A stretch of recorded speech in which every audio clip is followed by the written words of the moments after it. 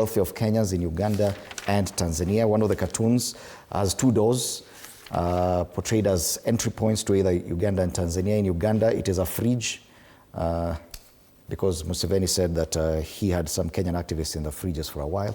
Then in Tanzania, the fact that some Kenyans have been killed on suspicion of taking part in the protests, that door has been portrayed as a coffin.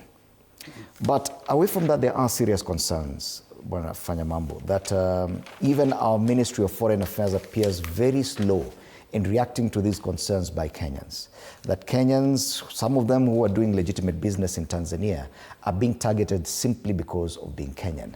Do you feel that that is what is happening, or is it true that we are to blame for some of the influences we have across this region? Thank you very much. I think to start with, Samia Suluhu is not aware of who she's governing. So is Yoweri Kaguta Museveni. Now, anybody who was born in the western region of Kenya knows that, for example, our former vice president, one of the best, Mudi Awori, half of his family is in Uganda. The other half is here. Because Muzungu akichora boundaries, they didn't care to ask who lives where. So when they were doing boundaries, when they were dividing Africa abroad, and then for them to come here, they divided communities right through the middle. So there are so many people at the border between Kenya and Tanzania and Uganda, for example, who are Bukusu, who are Luya. In fact, there's Busia, Uganda, and there's Busia, Kenya. Mm-hmm. Now, we are telling a Kenyan who is on this side not to interfere in Uganda affairs. But Uganda affairs for him is his half-brother, his sister, his uncle, his mother-in-law. It's just across the border. In fact, they wonder why you have that thing called a border. Because some of them actually, their farms were split in the middle. Mm-hmm. Because when the white man was drawing the boundaries, he didn't know that there's a family farm that he has split into two. And this family has gone to Uganda and this one is here. So when the people of that area are speaking to the president or Yoweri Kaguta Museveni, they are speaking to him about their relatives. And they are saying that our relatives have got reason to demand for good governance. When you come to the lower part of the border, the Sukuma in Tanzania, what they speak, any Luya would understand 40 to 50%. Those people are very much like the Luya. Our border with Isibania, you will not tell a Kenyan from Isibania, this side, a Kisi or a Kuria, and another one from the other side. Now, come closer.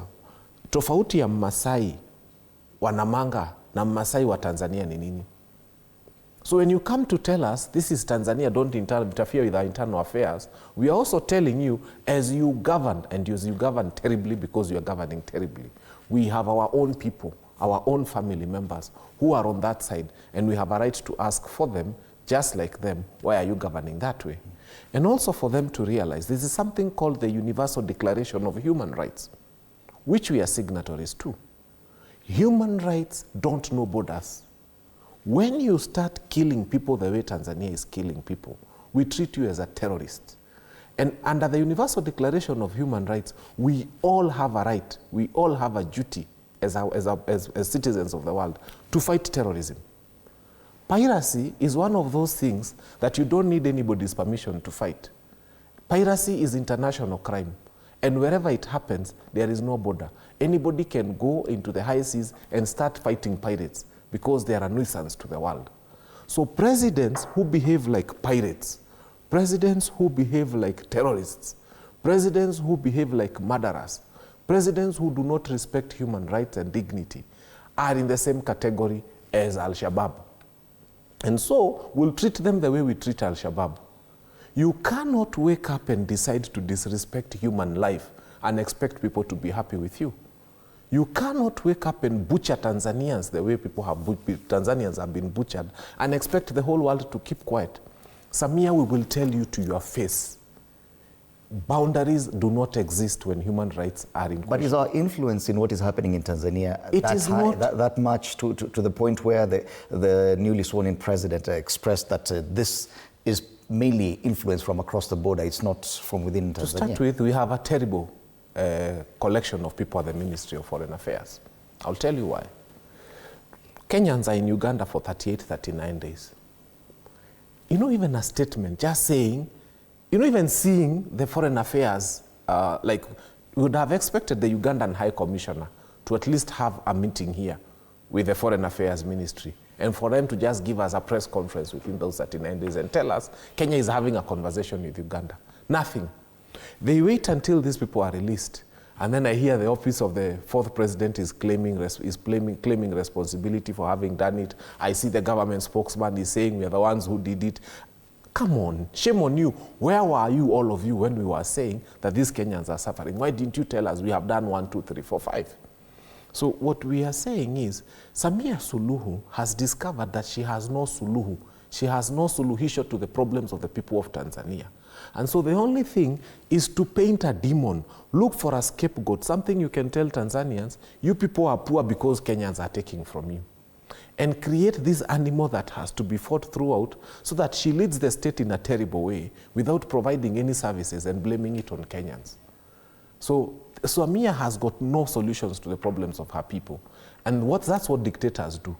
Idi Amin Dada, when he was killing and butchering Ugandans, discovered one thing. He said, wait a minute, I have no solutions for the people of Uganda. So I have to create an enemy. And he said Asians were the enemy. So he chased them out. He gave Ugandans the shops that belongs to the Asians. But then later the Ugandans discovered that it's not the Asians who are the problem. The problem is Idi Amin Dada. And finally, let me tell you something. There was a time when Idi Amin Dada attacked Tanzania. They invaded Tanzania and they were there for a month. Within a whole 1 month of an army fighting inside the country, Tanzanians lost 1,500 people.